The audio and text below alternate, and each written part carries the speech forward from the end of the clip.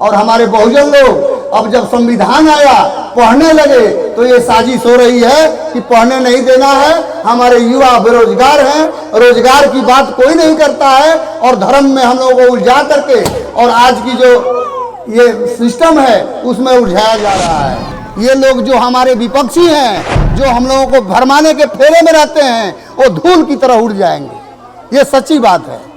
जरूरत है हम लोगों को शिक्षा पर बल देने की और उचित शिक्षा संस्कार जो सील से शुरू होता है।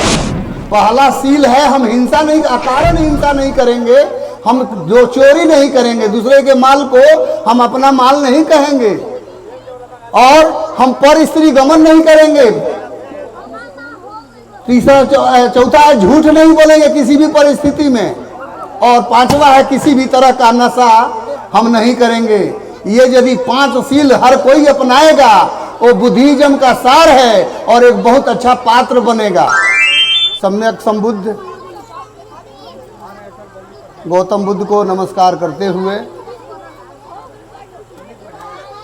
हमारे बहुजन के मार्गदाता गुरु रैदास, गुरु कबीर और आधुनिक युग के में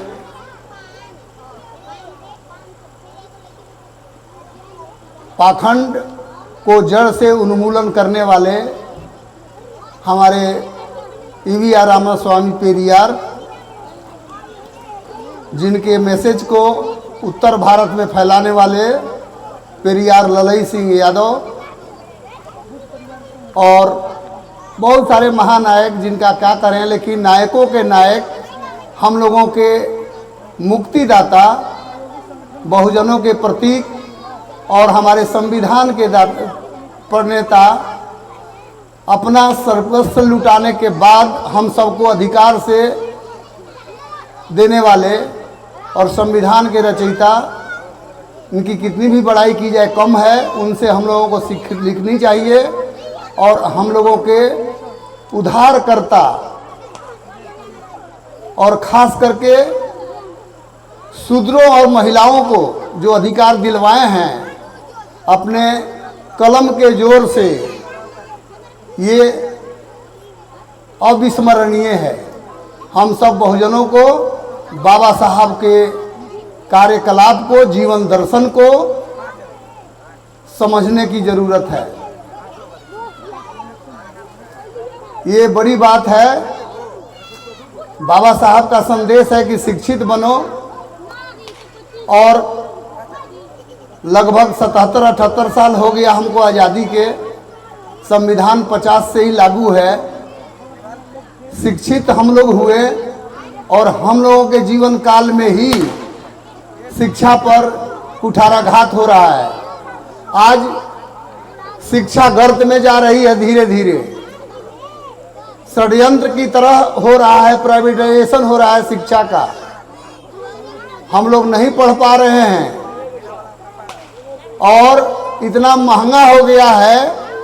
हमारे आजकल के गांव के लोगों हम देखते हैं कि हमारे बच्चे पहला, दूसरा, तीसरा में जो पढ़ते हैं उनके माँ बाप बहुत गौरवान्वित होते हैं कि हमारा बेटा प्राइवेट में पढ़ता है, दरवाजे पर गाड़ी आती है, जीप में बैठकर जाता है, आता है। लेकिन खेद की बात है, दुख की बात है कि 10 के बाद सबका ड्रॉप आउट हो जाता है। 10वीं के बाद आगे पढ़ाने की हैसियत हम लोगों के 95% बहुजनों में नहीं रहती है और हायर एजुकेशन के लिए बहुत कम लोग, हजारों लाखों में एक या दो हम लोग हायर एजुकेशन में जा पाते हैं। आज पहले तो जो मिलती थी हमारे स्टूडेंटशिप, स्कॉलरशिप, वो भी धीरे धीरे बंद किया जा रहा है। बाबा साहब के ज़माने में से हम बहुजनों को पढ़ने के लिए, विदेश में भेजने के लिए हमारे संविधान में और हमारे नियम कानून में बना करके ऐसा बनाया गया था रिजर्वेशन के तहत और भी कानून बना करके, और उसका फायदा कुछ हद तक मिला, जिसमें हमारे बहुजन, बहुत नेता, हमारे आइकन आगे बढ़े और देश में हम लोगों को बहुत कुछ जागरण दिया। आज उसी का प्रतिफल है कि हमारे जैसे अनपढ़ माता बेटा के पुत्र आज इस उम्र में लगभग 70 वर्ष की उम्र में हम अपना जीवन नक्छावर कर दिए अपने भोजपुर जिला के लिए। और पढ़ाई एकमात्र साधन है जिससे हम लोग आगे बढ़ेंगे।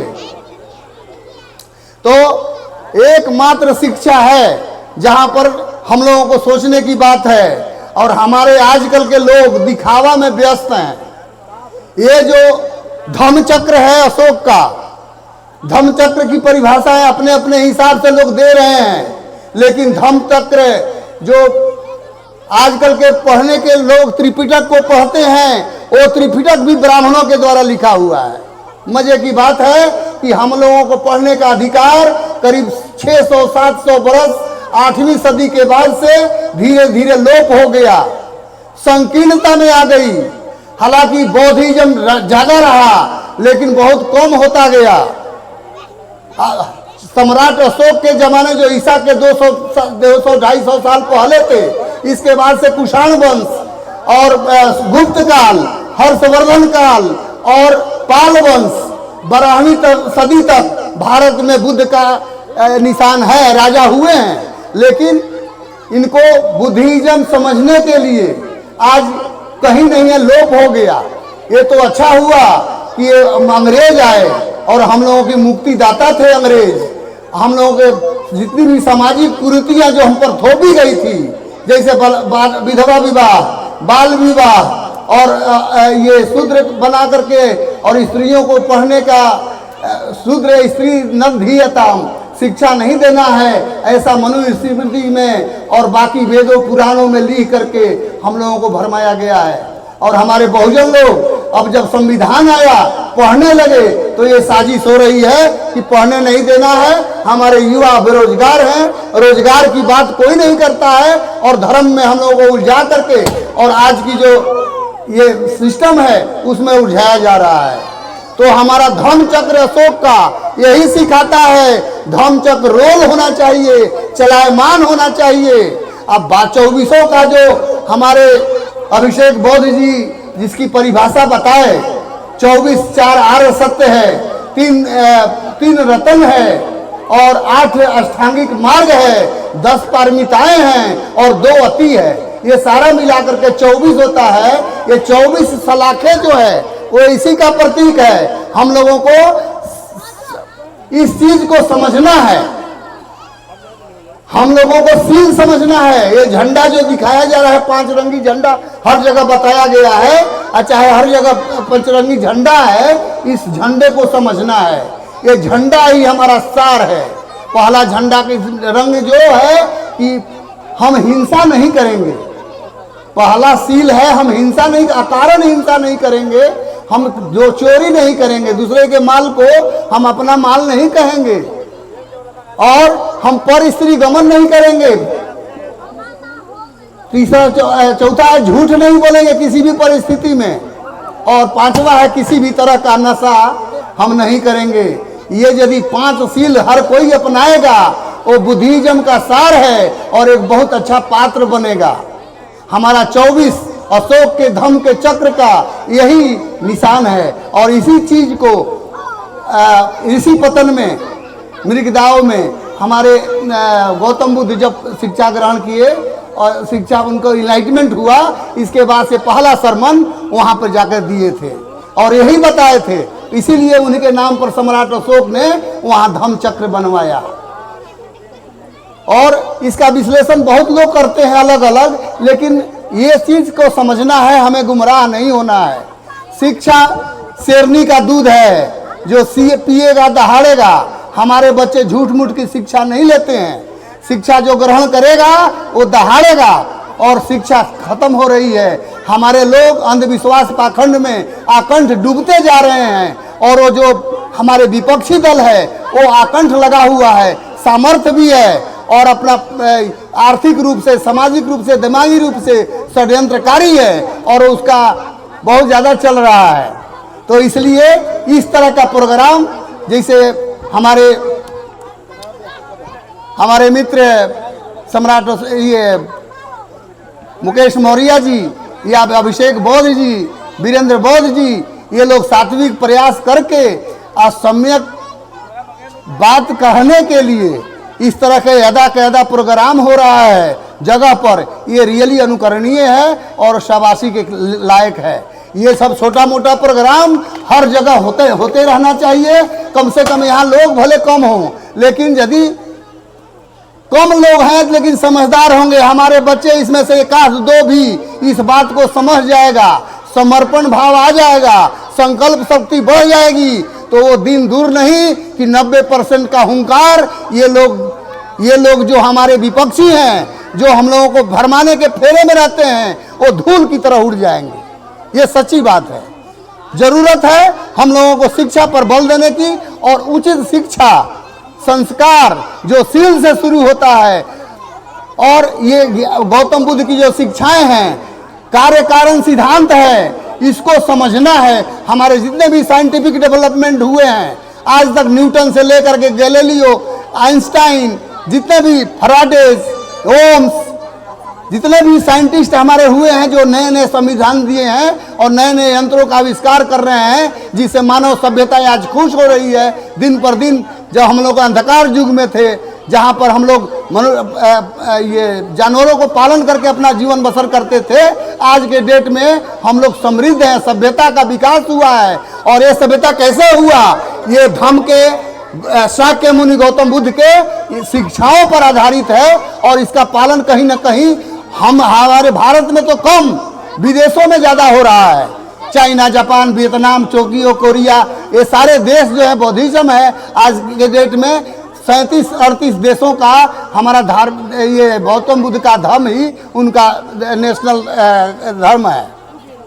तो ये कोई रहने का, रहन सहन का ये सिस्टम है। तो और कोई धर्म नहीं है, इसमें अलौकिकता नहीं है, न चमत्कार है, ये ना कोई अलौकिक भगवान की कल्पना है, न आत्मा परमात्मा है। स्वर्ग नरक का कल्पना यहाँ पे नहीं होती। हम लोग अपने बल पर, अपने पर भरोसा करते हैं, अपने पर भरोसा ही करना चाहिए।